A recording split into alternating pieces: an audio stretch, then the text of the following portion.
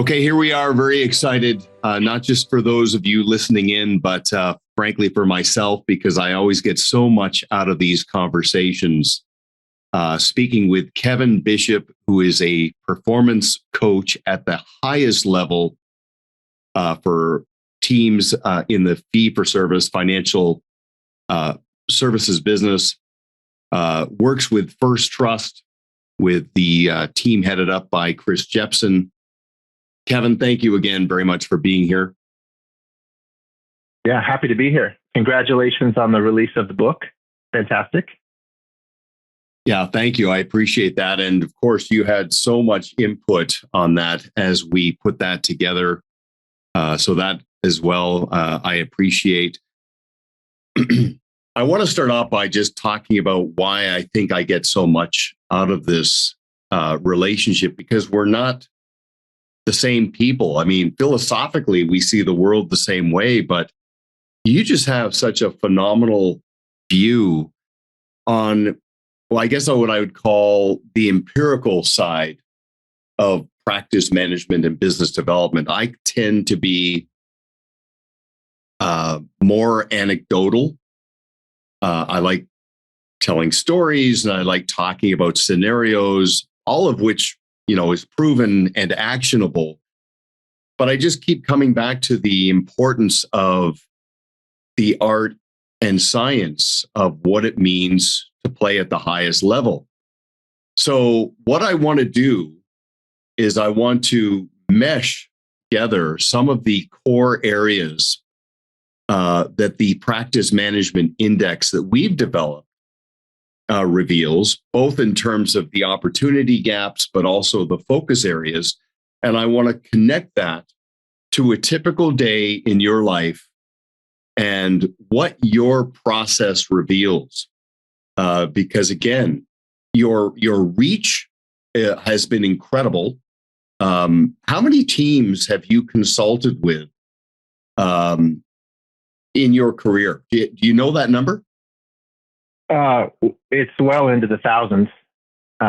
Just since I've been at First Trust, the number is like 1,550 or 1,600 different teams in the last 5 years in some capacity. Some of that is ongoing coaching. Some of that is episodic, one-off interactions. But it's a space that is ever changing. But there are fundamentals that need to be in place. And I find when you mention art and science, right, between the two of us, we have this kind of yin and yang. How do we keep our feng shui? We keep everything in balance between the two of us. I just find myself going back to thematically, what does the data say? What do the numbers say? Let's be grounded in metrics. But at the same time, we talk about things that aren't necessarily metric driven. Let's keep it simple, right?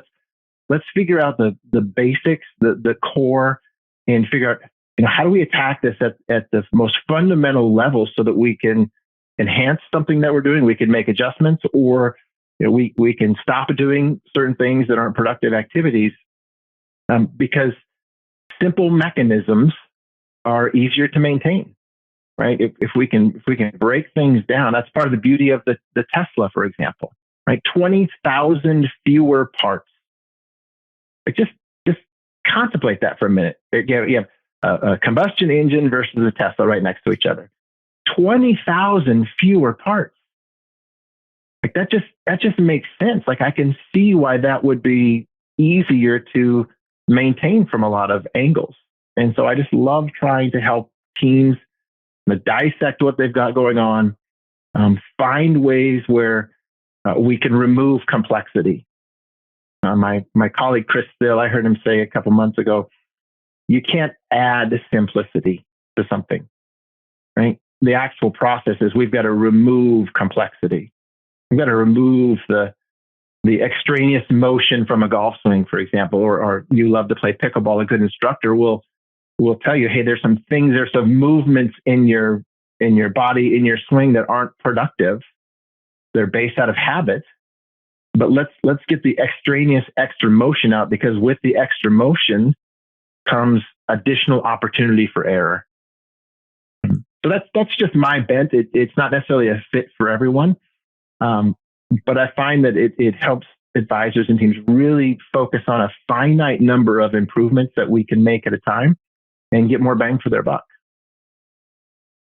Well, great point out of the gate in terms of who this is a good fit for.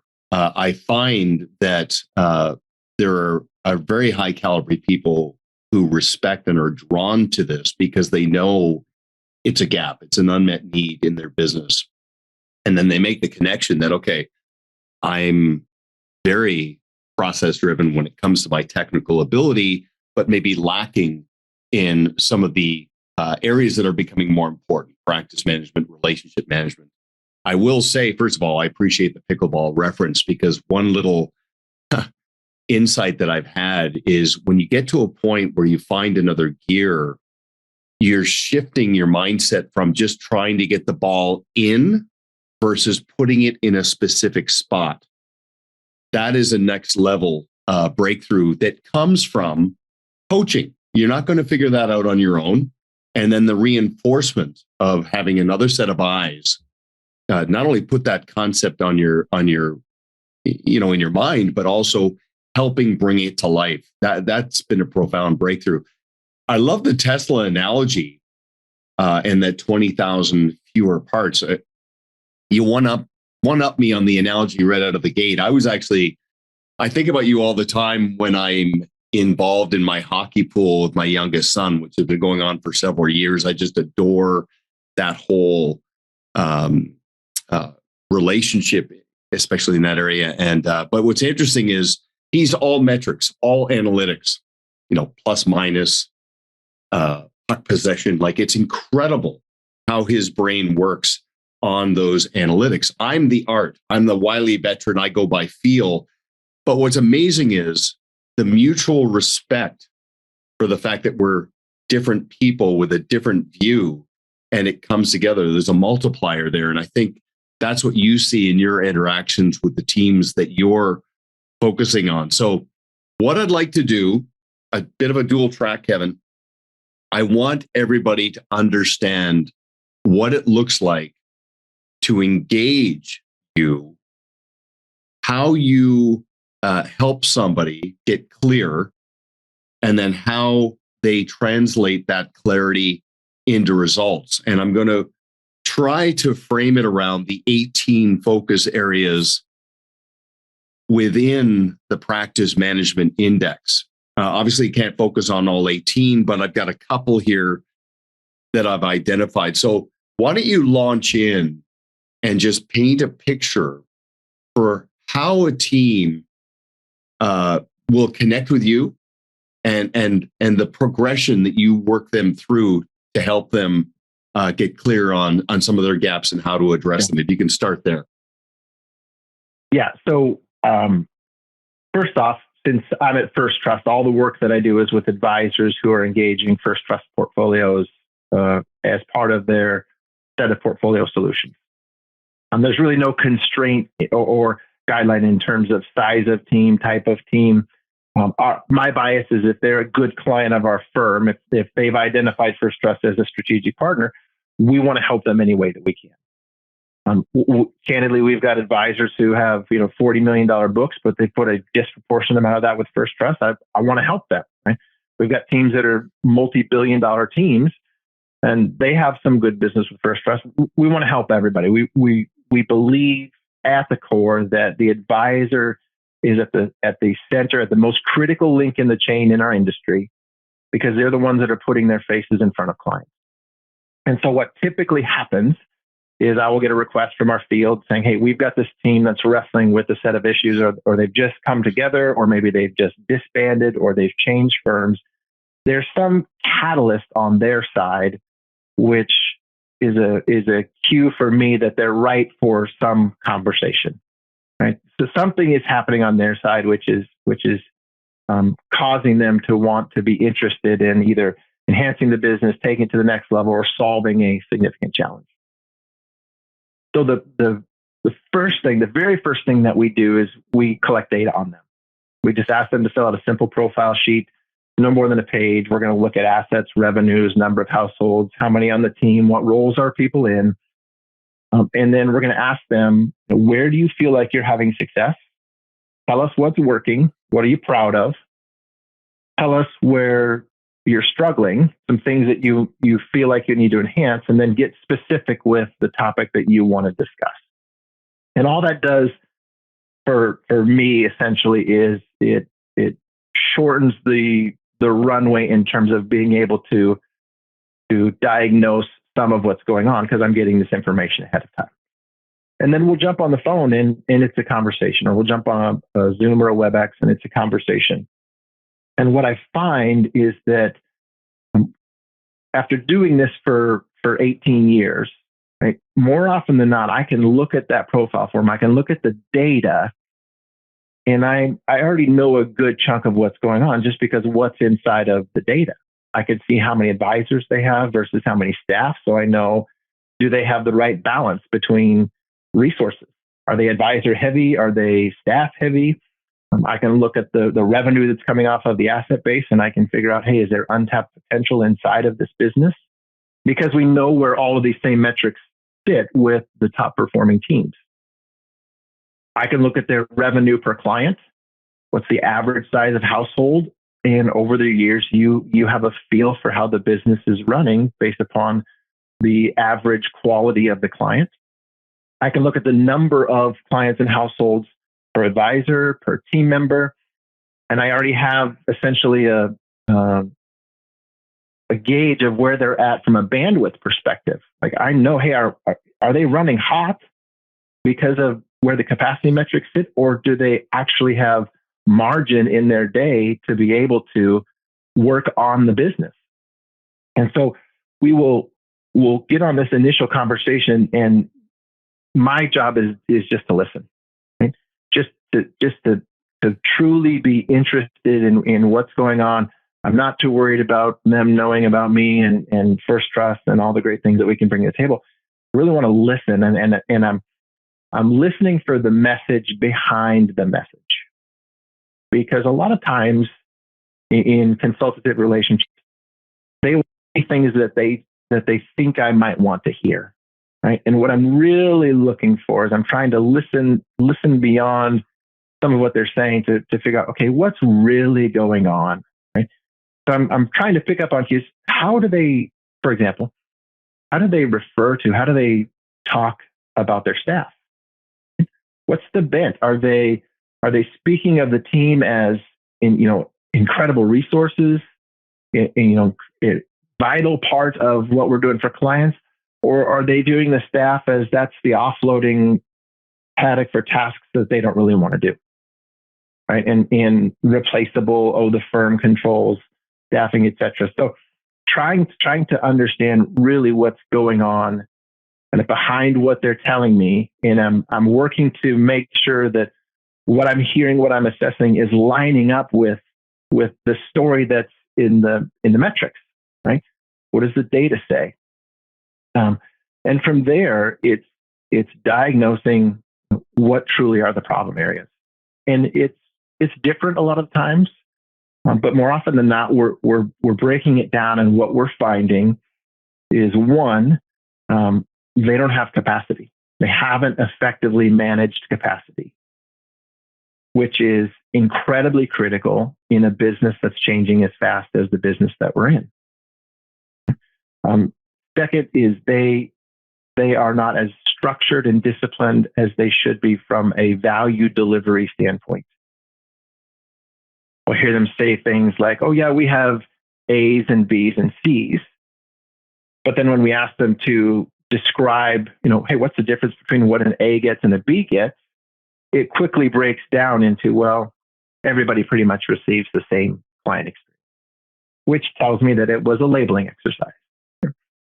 So then we start to dialogue around, well, what's the average revenue per client that your A pays versus the average C? And they start to see this massive discrepancy in the economic contributions that clients are making to the business. And then they're squaring that with, we're reactive, we don't have enough time. And oh, by the way, where is the time going? The time is going to the clients that are the noisy clients, the squeaky wheels. And then they start to realize, hey, we're upside down in this thing. Right? We're upside down because we've got too many resources focused on the problems And we don't have our best and brightest resources and our time focused on the biggest opportunities, right? Which is an incredible organizational principle, by the way. Put your best and brightest on your biggest opportunities, not on your biggest problem. So the biggest opportunities are, hey, let's go deeper with these clients that have, to use your language, Duncan, fully empowered us. Let's go deeper with the clients who truly understand and appreciate what it is that we do, because they're the best resource for our business to deliver that same value to people in their circle of influence.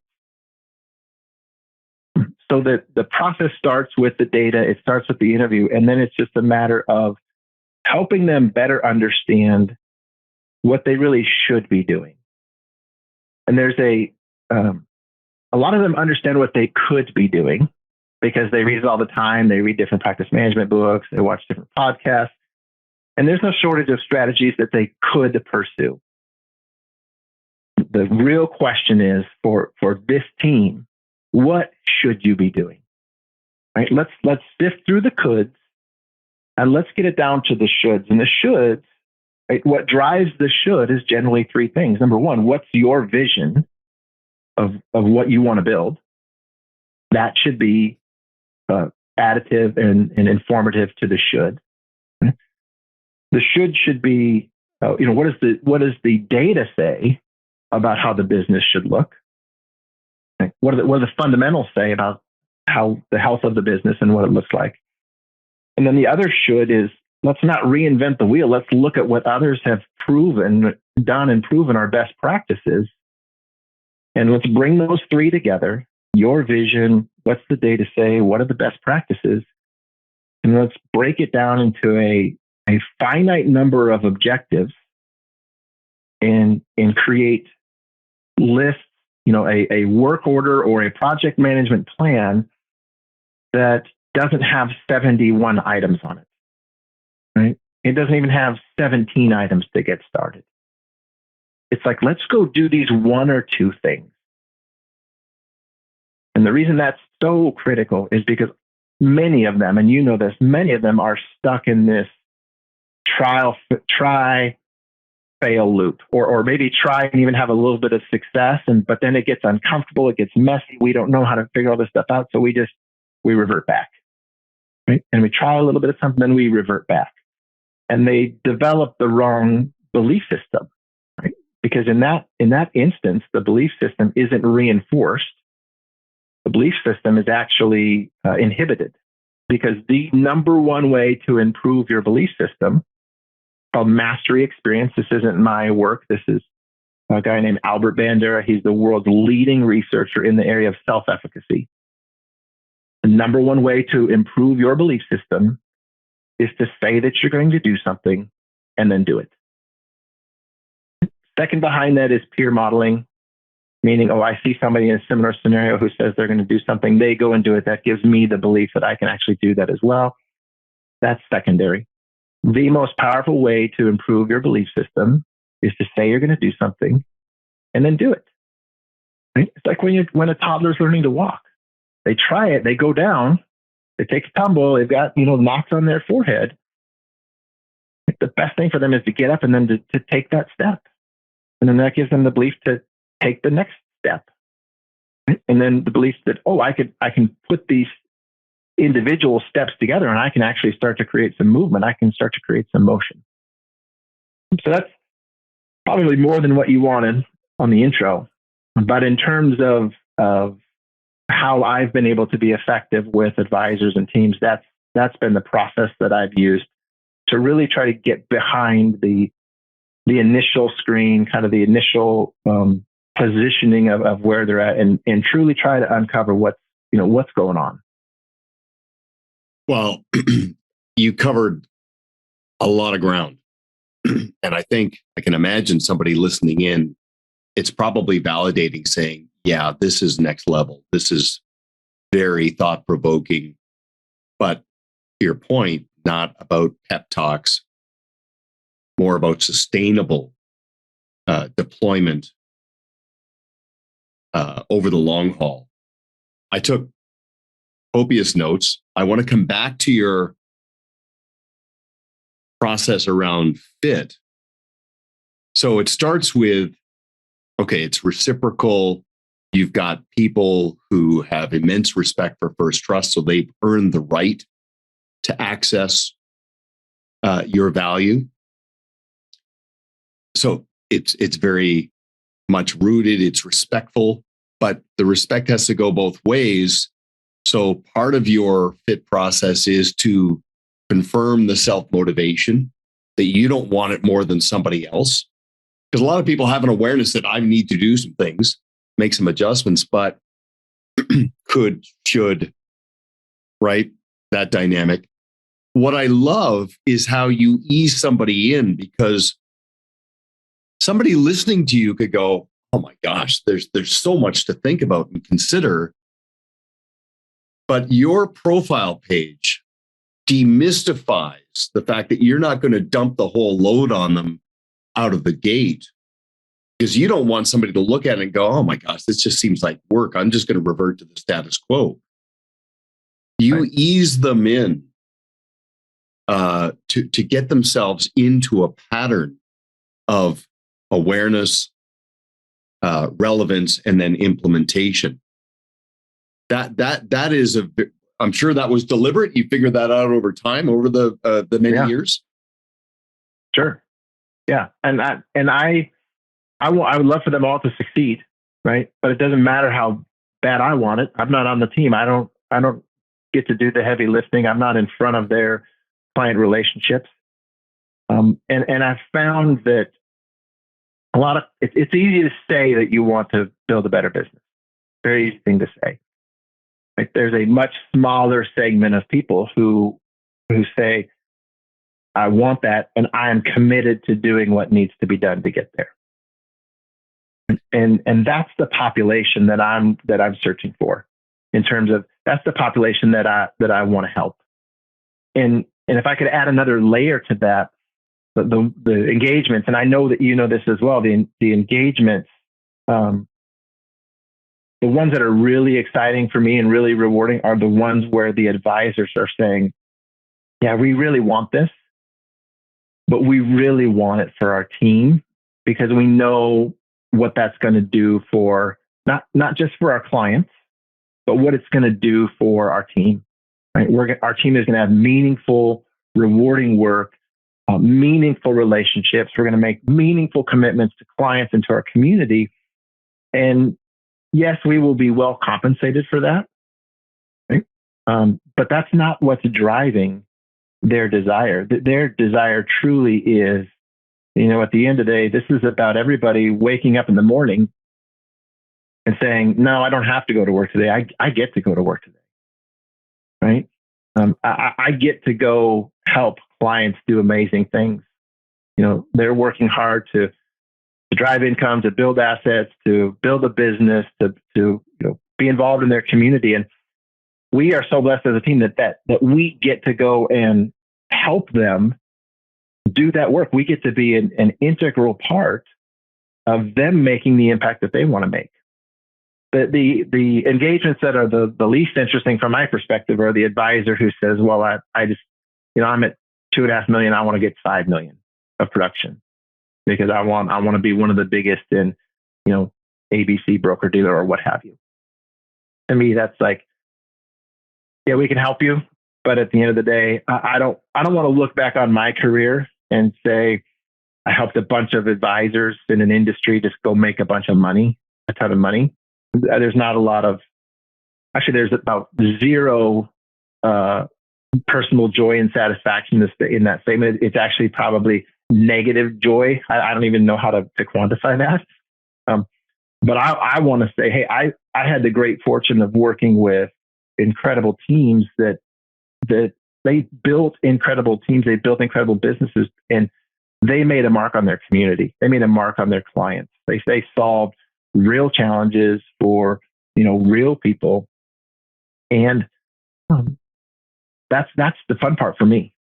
And I know you feel the same way about the industry and okay. It's such a profound point, and it's something that I don't even think I fully understood until the last couple of years.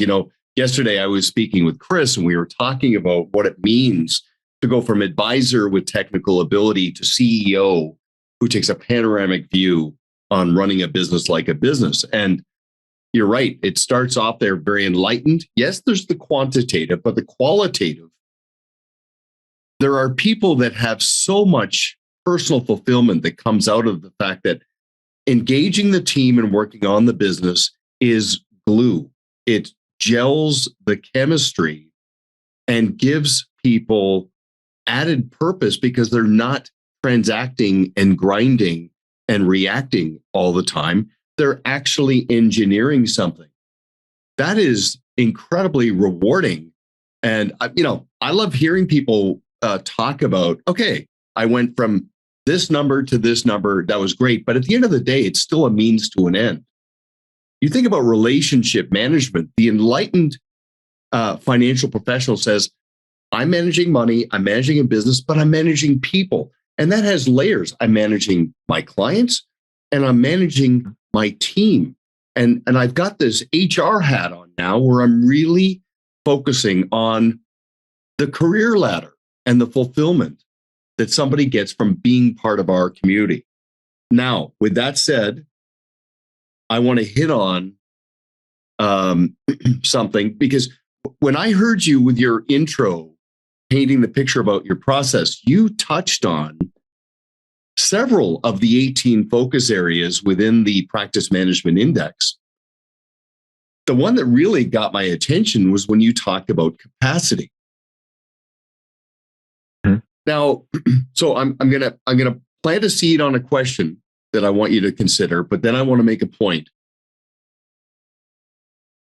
The concept of a financial professional getting their head around automating, adding automation to relationships, allocation of relationships to others within the bench, and potentially disassociation from clients that are not a good fit.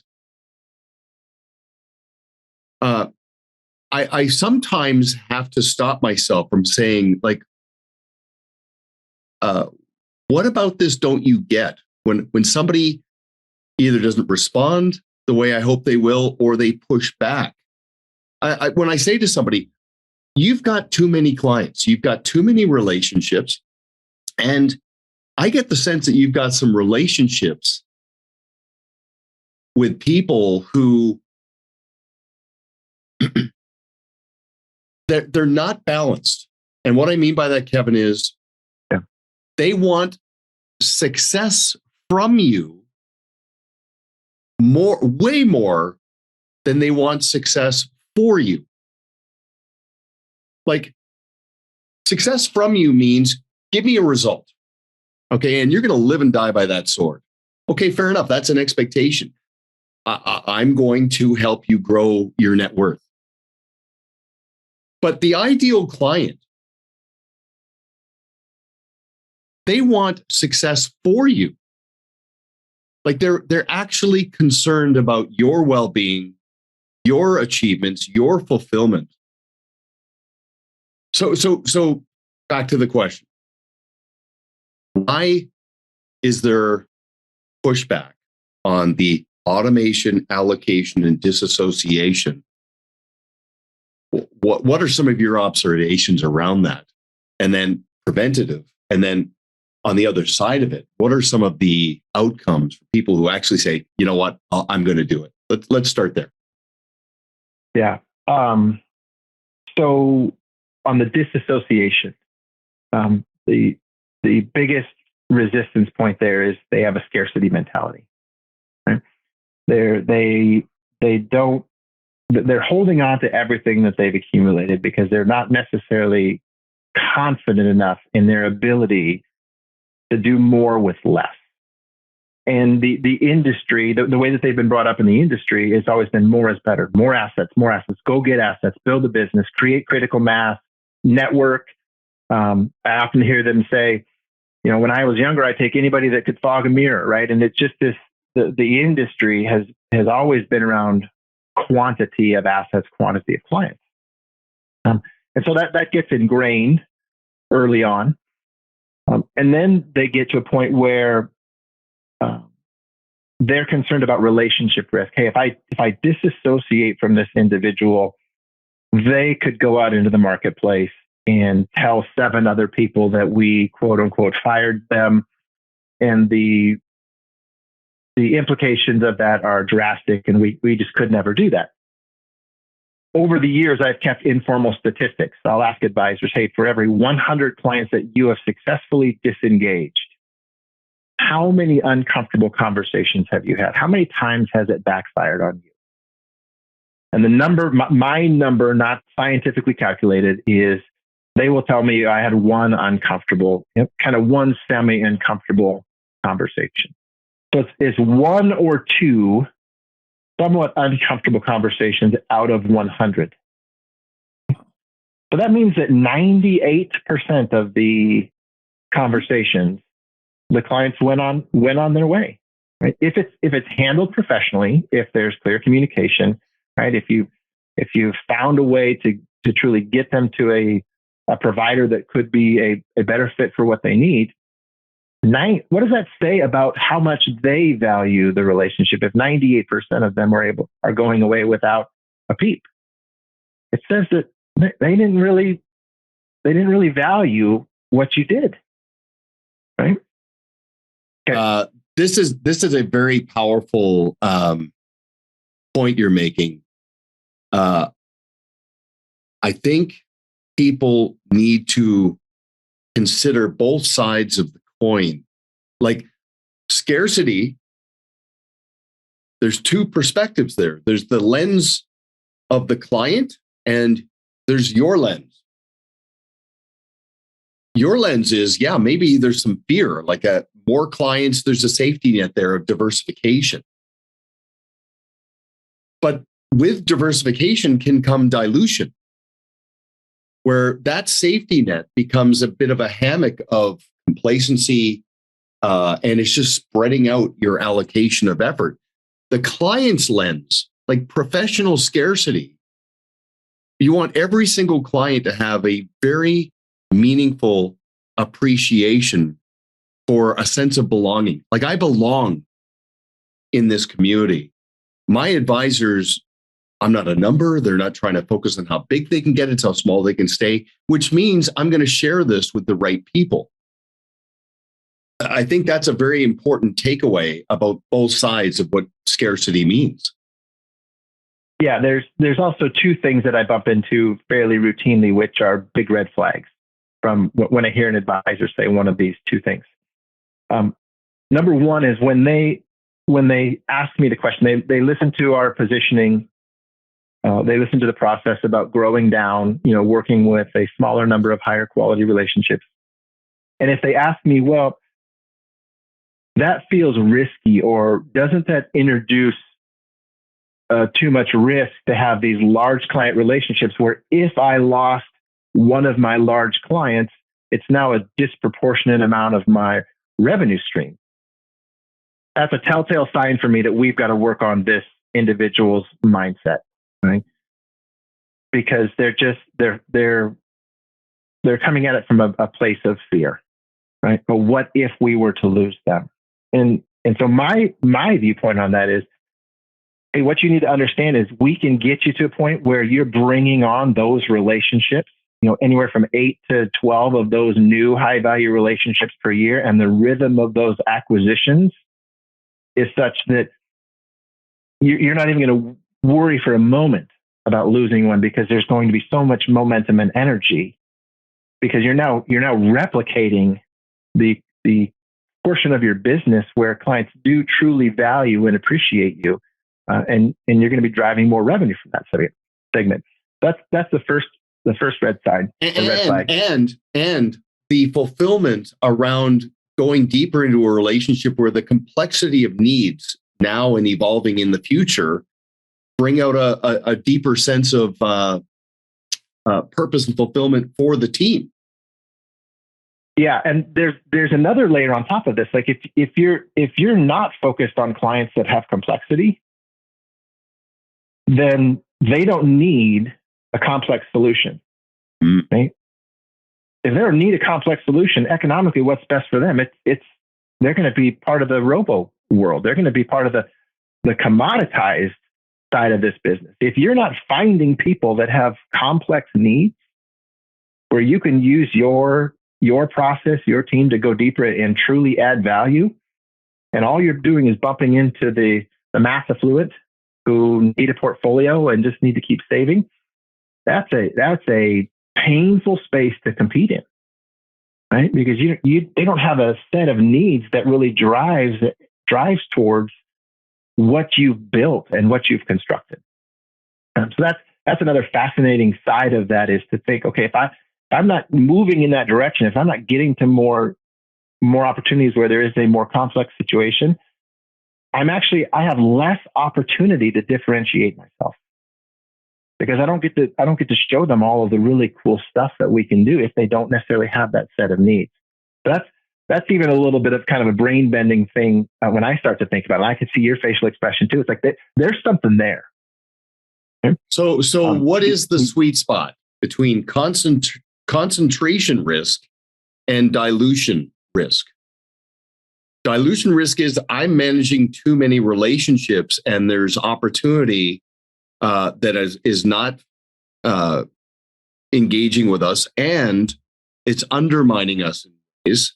And then on the other side is concentration risk. I don't have the safety net of strength in numbers. What is the sweet spot? Well, the data would tell you that the sweet spot for a solo practitioner is a business that you're handling about 60 to 65 relationships per resource. So if you're a solo practitioner with one full-time support person, that sweet spot's about 130-ish relationships, right? And I even like to err on the more conservative side of that. So it's like 100 relationships. Okay? The team number is about 40 to 45 relationships per resource. And so this is a great example where we can mix art and science, because we're trying to feel out what is the optimal. Well, let's just go to what the data says. And the data says for top performing teams that are doing less than 5 million, they handle 42 relationships per resource on their team. So now we just reverse engineer the math, and we say, okay, I've got 2 advisors, 3 non-advisors. So I've got a 5-person team. 5 times 40 is about 200. Right? That's the reasonable range. I have yet to bump into an advisor. Now, you'll have to tell me if this is true for you as well, Duncan. I've yet to bump into an advisor who said, I overdid it when I grew down. Like I went too deep with too few. I have yet to ever bump into anybody. I'm 18 years in. You've got more runway behind you than I do. So I'd be interested to know, have you ever bumped into an advisor who said, we overdid it? That is, I don't think I can say there's one person. Now, there have been unintended consequences, but most of them had silver linings associated with it, which means they grew down, and then their referability with the right people got amplified, and then they got big again. But they had the bench strength, they had the automation and the processes in place, and but again, because of the quality of the client and the complexity of needs, the fulfillment was amplified. Can we just real quickly? Can I just touch on the second one? It'll be much shorter. Yes. Example. The other example is I'll bump into teams who will say, "Well, yeah, we know our numbers are high, but we've got 250 relationships, so we don't ever talk." And part of it's like, hey, this isn't they position that statement as, well, this isn't problematic for our business. And I will just subtly push back. I'll say, so let me make sure I understand this correctly. You've got 250 people out in your community who, if when asked about who their advisor is, there's a chance that they're going to say, oh yeah, Kevin Bishop's our advisor, but we never really hear from him. Like, how is that helpful in any way, shape, or form? Like, well, I wrote down, does professional scarcity impact your branding? And you're answering the question, right, with that example. negative. Yeah. And that person just pulled the rug out from under you, right? Just instantly. Oh yeah, they're our advisor, but we never hear from them. Oh, let me scratch them off of my list of people to potentially investigate as my future advisor. Canaries in the coal mine. Yeah. Now, what about the advisors who say, I've had these clients since day one. I can't.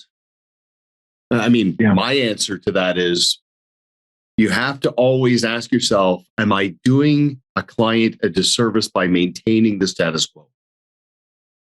Yeah.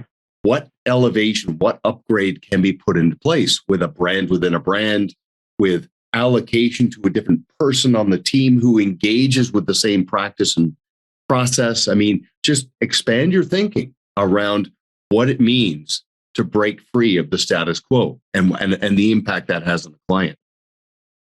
Yeah, they will generally always go right to I can't disassociate because of this client, right? And they'll pick in their mind the 2 or 3 names that they know are the sticking points.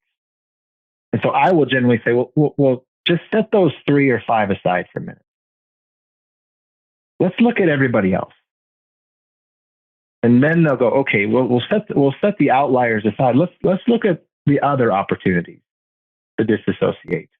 And let's find a place where there isn't that potential friction in their mind. Let's find a place where they're not utilizing the process. They don't have the complex set of needs, or they're not taking advice. That's been my real go-to these last 2 or 3 years is, hey, if somebody's not taking your advice, right, stop beating your head against the wall.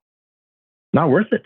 All that time that you're taking, the stress level that you and your team are under, or kind of the want that you have for them to be taking your advice, and they're just kind of thumbing their nose and saying, no thanks, like go somewhere else. Right?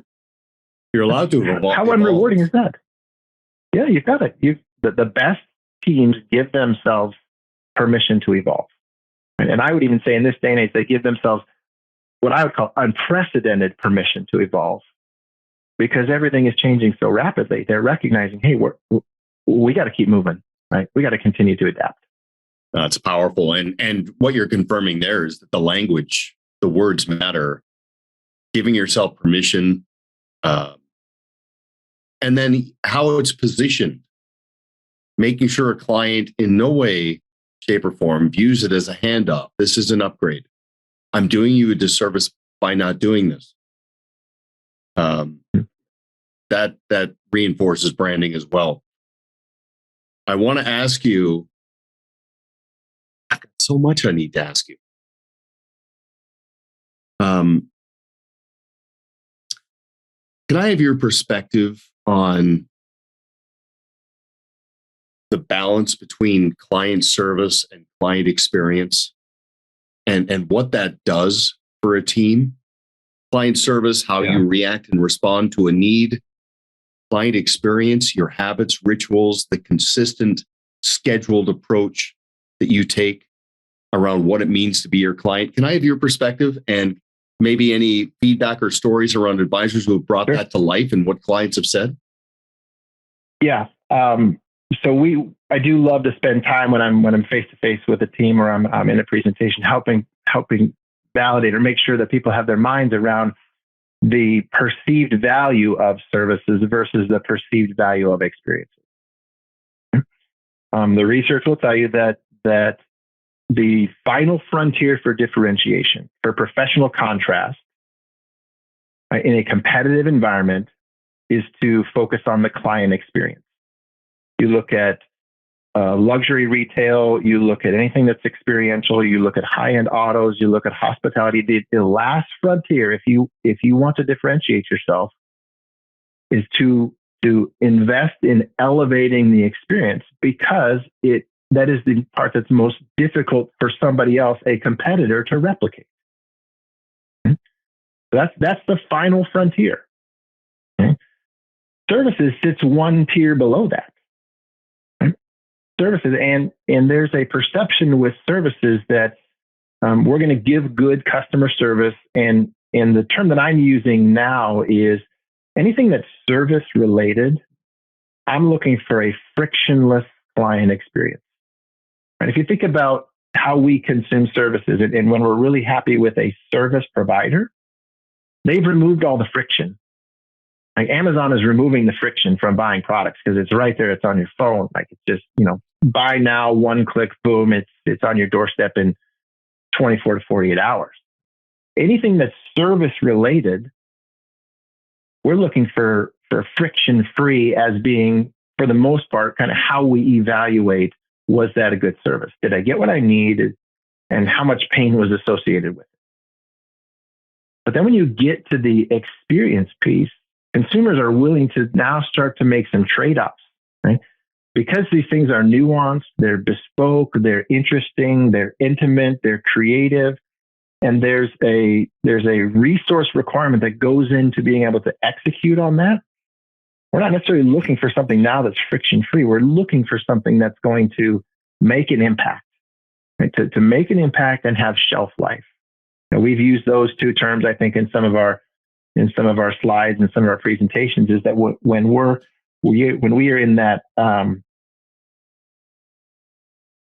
that onward quadrant, right? If we're thinking always on, if we're in that onward quadrant, that fourth quadrant, and we're in the client appreciation space, client recognition, it's got to have impact and it's got to have shelf life, right? If it doesn't have impact, if it doesn't have shelf life, then let's not give ourselves credit for making it a great experience. Because when I look back on my life, you look back on your life and you think about the incredible experiences that you had, they're sitting in your brain in a special place because it made an impact, right? And so it gets to occupy that shelf space. There's a very good strategy writer, this guy named Michael Porter. He wrote a book called On Competition. And in there, he says that the optimal means of achieving a sustainable competitive advantage. Like if you want a sustainable competitive advantage, there's two ways you do it. You perform different activities than your rivals, or you perform similar activities, but you do them in superior fashion. That's it. Those are the only two ways you differentiate yourself. You're either going to do things that others aren't capable of doing, not willing to do, professional contrast, or you're going to do some of the same activities, build portfolios, put together financial plans, have strategy meetings. You're going to do those same activities, but you're going to do them in superior fashion. The hard part is that it takes resources either route you go. Right? It takes time. It takes focused energy. So I love the teams. I love getting to help teams understand that there's a segment of what we do that we want to be good service and frictionless. But there's also a segment for clients where we're not necessarily concerned about the friction. We're concerned about making the impact, right? Getting some mental shelf space because we've recognized clients in a certain way, problems that we've solved, critical life moments, all those things that I know you and your coaches preach. It's so powerful because that's what makes an impact. But being mindful of the audience in the spirit of that frictionless experience. It's funny. Sometimes your kids become the mentor to the protege. I remember I got off on a rant and I got a little bit long-winded on a family text. And one of my kids pushed back and he just put TLDR. Too long, didn't read. And it's like the family equivalent of too many clicks. It's too many clicks to get this product purchased online. So reducing the hoops and the hurdles and the barriers, just liberating people to go live their life. That's what, but here's the thing. And I really want to, not to get too esoteric, but I want to expand on this because competitive advantage, your point about memories, like what gets someone's attention? What is memorable? The way you conduct yourself either exceeds, meets, or falls below expectations. Two of those three are memorable, exceeding and falling below. Meeting expectations. So what's interesting about a fee for service, knowledge for profit professional who focuses on second and third generation family relationships, you've got to really take a look at the competitive advantage of your value, because there's three tiers to it. There's expected value. Okay, so the S&P was down this much, but we're only down this much. Okay, that's expected. You know what you're doing. You've got good technical ability. That's expected. You return my phone calls. That's expected. You're responsive. You have a good team. You care. That's expected. That's expected value. That's just a foundation to build on. The second value is, to your point, perceived value. Now that's nuanced. That's harder to put your finger on. Mm-hmm. But when a client starts to mirror your value back on you, I really like your process. I really like that you're a goals-based professional. You know what matters to me? They're internalizing your value. The perceived value goes up. So there's expected value, perceived value, and then there's added value. But it's only added value if it's something they really find to be of value, which is where, of course, form comes into play. Just understanding as a client life unfolds and their needs evolve, you're paying tribute in meaningful ways to their accomplishments, their milestones, their setbacks. I guess my point. Go. Yeah, there's to try to make this formulaic, right? The experience received minus their expectation equals the brand equity you're creating. So the client experience received less their expectation equals additive to brand. So this is a great way to think about, hey, my clients have an expectation of X. We've got to do X plus, and everything we do above is additive to brand, right? It's additive to their impression of us because we've exceeded their expectations. Right? And there's a rejuvenation. Sorry. You just got me thinking. There's a point where you have to be mindful about reminding and rejuvenating someone's appreciation for that, because amnesia and loyalty fatigue and familiarity can develop where some of that gets taken for granted. So there's like a reintroduction, a reframing that's almost done on an annual basis just to rejuvenate someone's appreciation for that. Yeah, absolutely. Right. So now just flip it, say customer expectation is X. We only delivered at X minus. What's the implication? That's negative attribution to the brand. Right. So if we're about positive brand attribution in relationships, we've got to not only understand expectations, but we've got to exceed them. Right. We've got to truly make and keep meaningful commitments. We need to be able to remind clients of the good work that we do. One of my former mentors, a guy named Steve Moore, years ago, he taught me this phrase: "Do great work for clients. Make sure they know about it." Right? Do great work for clients. Make sure they know about it. Perfect bookends. I mean, that is exactly it. Don't be your own best kept secret. So you have good intentions, but make sure there's an appreciation for it. That's very, very strong. Yeah. And yeah, he's a legend in the space for sure. Let's talk for a moment about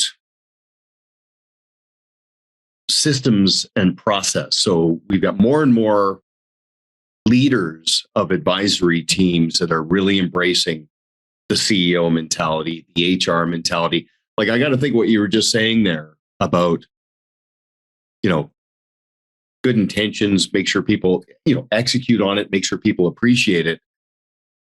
That has to be process driven. That can't be just like, hey, that's our way, that's our culture, we do things differently.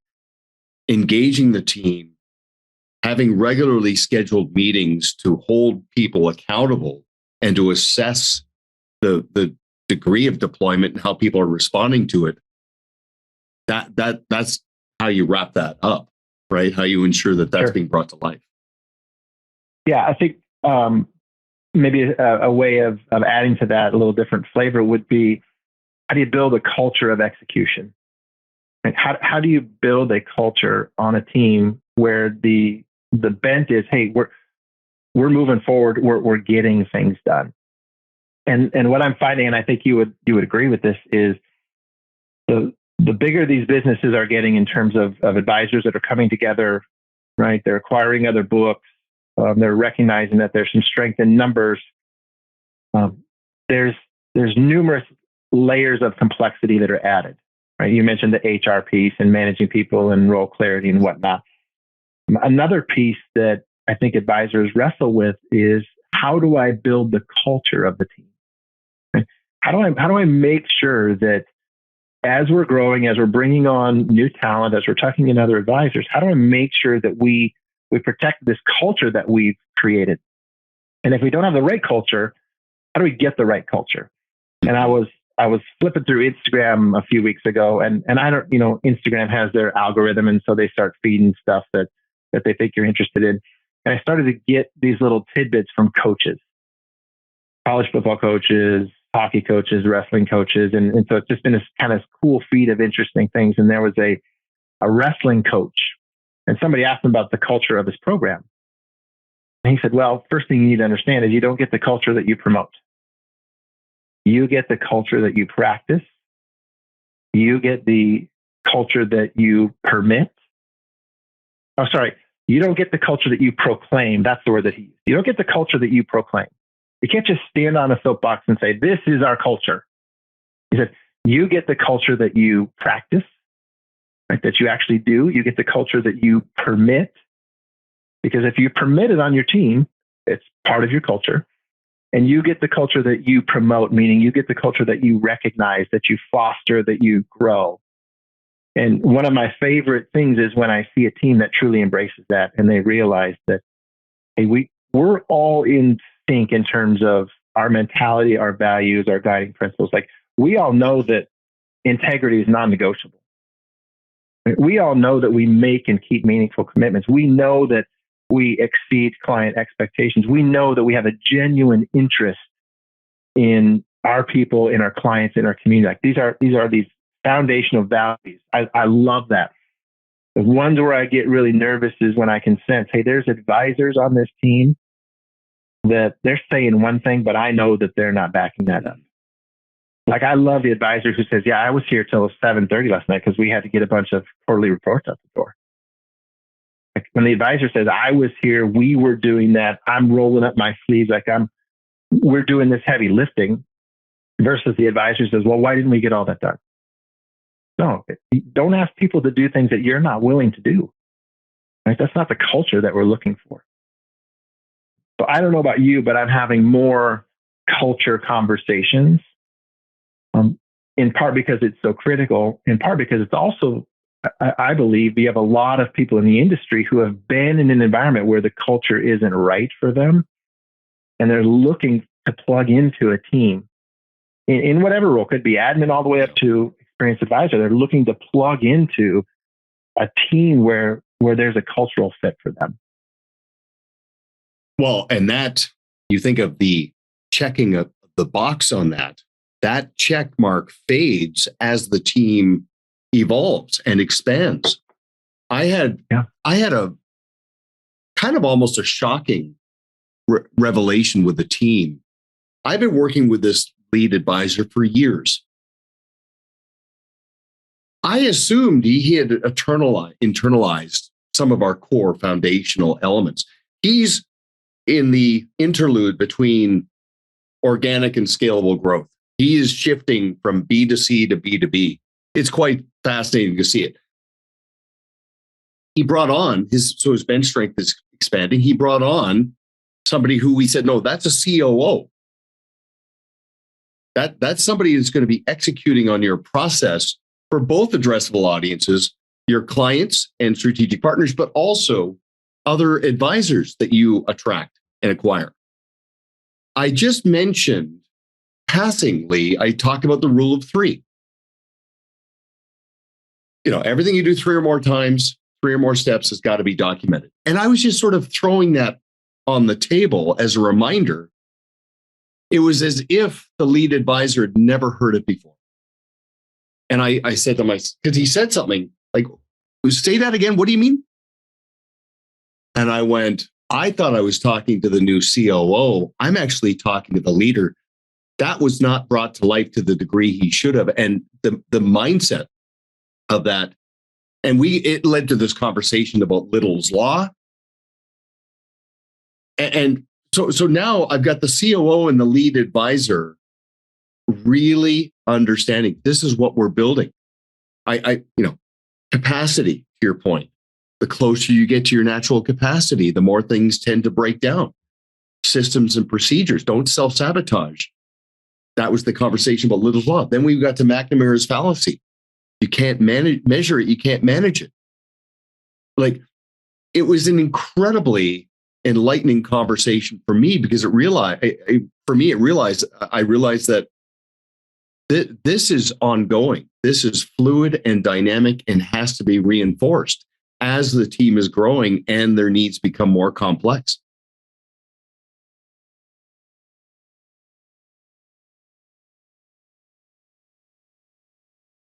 You got nothing? I just love it. I love our conversations. I'm letting it soak in. You know, when there's silence in a relationship, if it's uncomfortable silence, that means there's not the level of intimacy and trust, or it's not at a very high level. But if you can just sit with somebody and not talk and be completely at ease with it, that tells you that it's a great relationship. So I'm happy to just reflect on what you've spoken and just internalize and be like, that's so good, right? And it's okay. It's okay if we sit and just reflect for 15 seconds. Might not make for the best podcast, but it's great.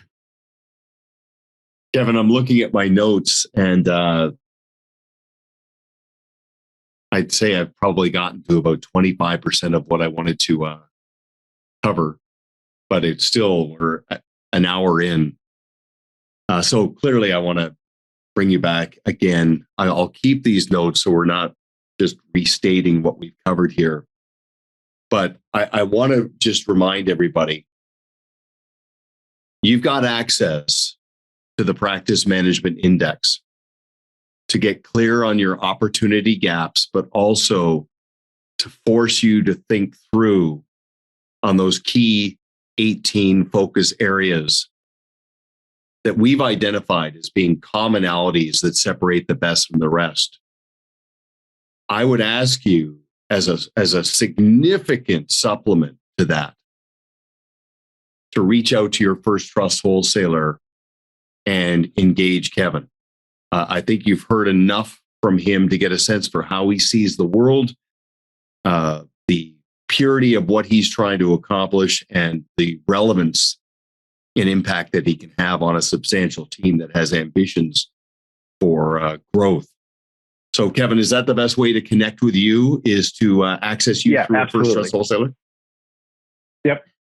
Are there any resources that you have also on the advisor portal that could help provoke this line of thinking? Yeah, there's 6 of us on our team. We all have different video series out on the website. It's organized topically. So if there's a particular topic that you're interested in, you get a log on to the website, get that from your First Trust wholesaling team. You can bounce out and you can self-select. I think there's 40 different videos on a variety of topics, everything from next gen all the way to COI engagement. I've got a series of videos on metrics, our own internal comparison tool, and helping advisors better understand the metrics that we are looking at. There's a ton out there for kind of self-help in getting going. And then if you identify, hey, we would really benefit from a deeper conversation on any of these topics, all of our First Trust wholesalers know how to route those inquiries to our team. Okay, excellent. And is there a video companion to your profile page to make that self-guided, where it just, even as a starting point, be just a self-awareness exercise for somebody? Yeah, I do not have a video that goes with it, but that's a great suggestion. We could definitely do that.